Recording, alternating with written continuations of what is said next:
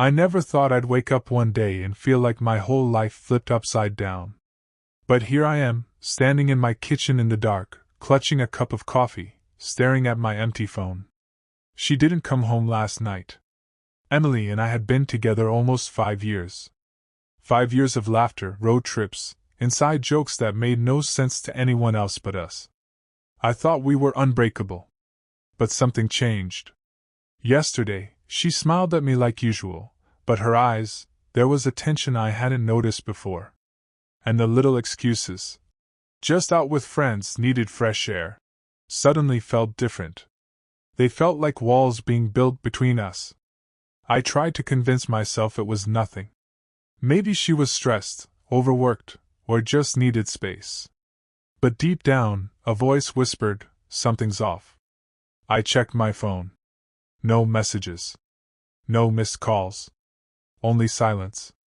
My heart starts racing. I try calling her. Rings. Goes to voicemail.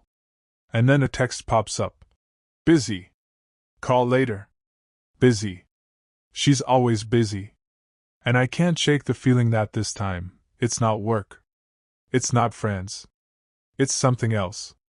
I take a deep breath and tell myself, today, I'll find out the truth. But the thought that freezes me in place is this: what if the truth is the one thing that will destroy everything we had? I replayed the past few weeks in my head, trying to spot the cracks I ignored. The late nights, the constant phone checking, the little smiles she reserved for someone else. I scroll through her messages, pretending I'm not nervous. And then I see it, an unfamiliar name popping up more than once, with heart emojis and jokes I've never shared with her.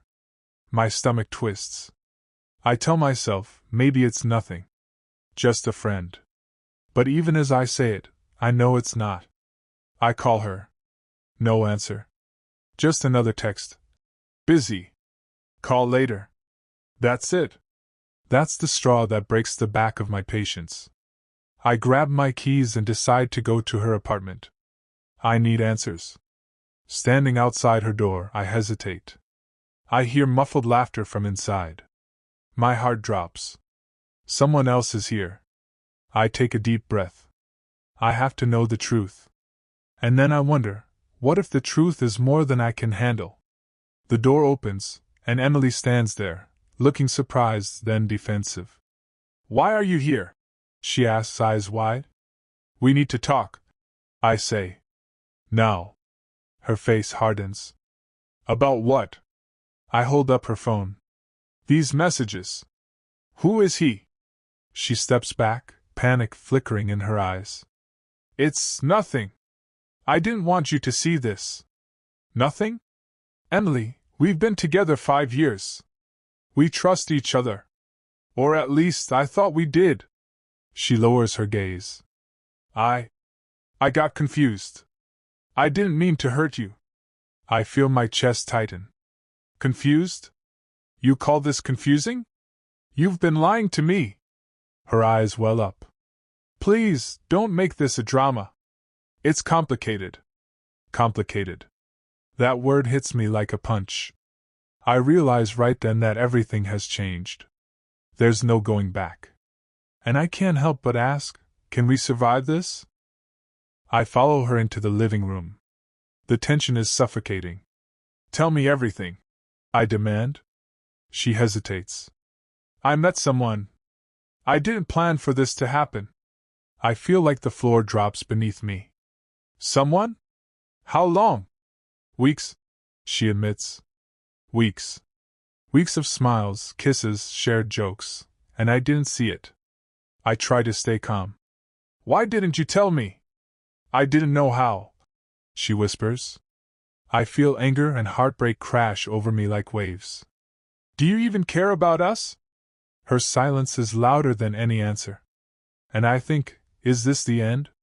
Or just the beginning of something I can't yet understand? We sit in silence for what feels like hours. My mind races. My love, my trust, my entire world, everything seems to collapse. She tries to explain, and I listen, but every word cuts like a knife. My chest tightens.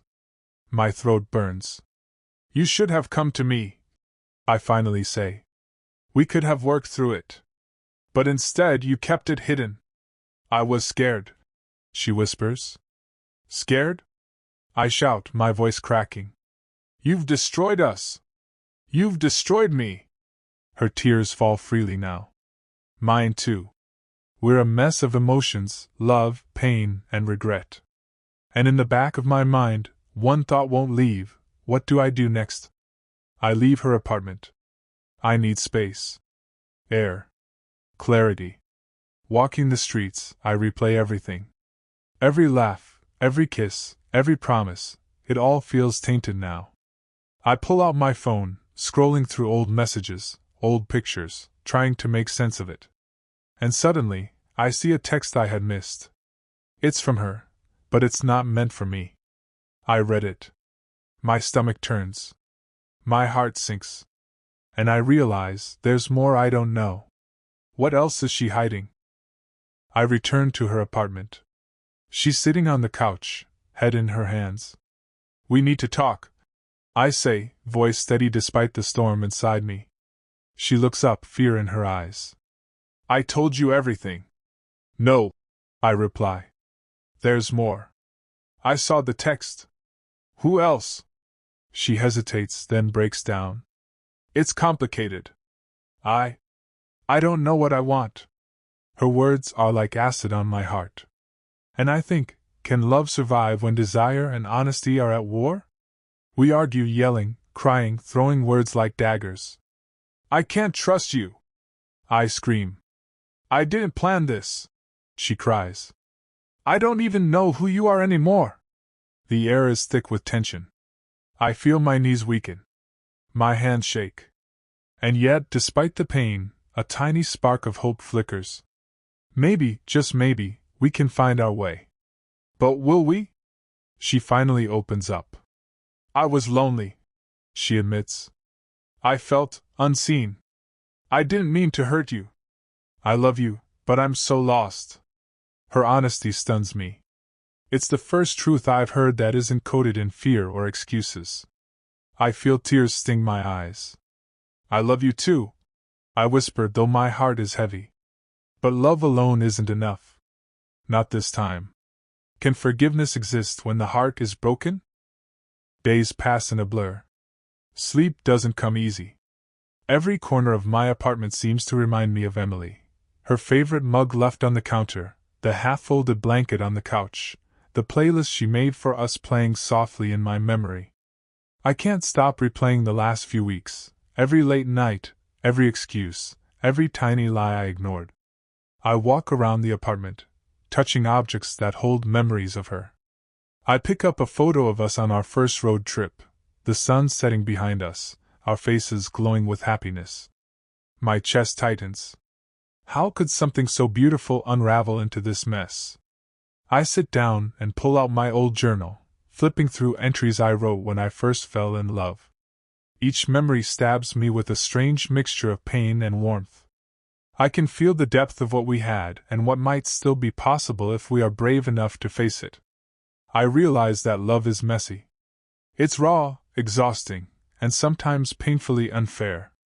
But it's also honest. And beneath the heartbreak, I can feel that small ember of hope, that perhaps love can survive the mistakes and betrayals if it's nurtured carefully. The following days are heavy with silence. Emily and I avoid each other, either of us ready to bridge the gap. I fill my time with long walks, coffee at empty cafes, and aimless drives through familiar streets.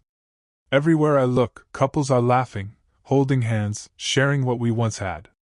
It hurts in a way that's almost physical. I text her once. Thinking of you? She replies briefly. I miss us too. I'm scared. That short message hits me like a punch. Her fear mirrors mine. I realize that the longer we stay apart, the harder it will be to reconnect. I try to distract myself with work and old hobbies, but every song, every place, every smell reminds me of her. The ache in my chest is constant. Then I remember our first date, the coffee spill, the ridiculous laughter, the way her eyes sparkled with life. I cling to those memories as if they are a lifeline, hoping that they can remind both of us why we fell in love in the first place. Finally, I decide to see her. I find her sitting alone at our favorite cafe, spinning her coffee cup nervously. "Hey," I say, trying to sound calm. "Hey," she replies quietly, avoiding my gaze. We sit in silence for a long time. I watch her hands fidget with the cup, her eyes dart around the room, and I feel my own anxiety rise. "I can't pretend I'm okay," I say softly.